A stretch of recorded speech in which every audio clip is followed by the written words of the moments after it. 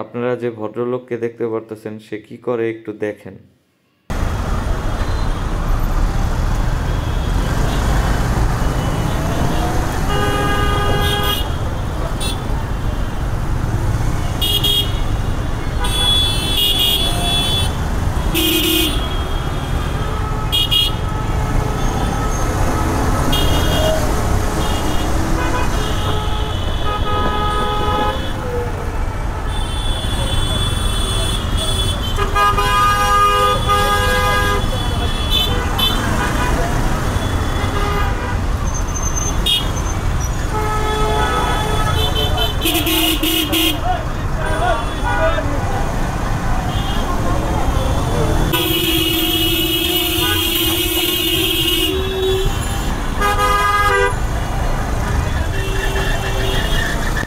লোকটা আসলে অনেকক্ষণ ধরেই আমাকে বিরক্ত করতেছিল, আমাকে না শুধু, আরও অনেক বাইকারদের বিরক্ত করতেছিল।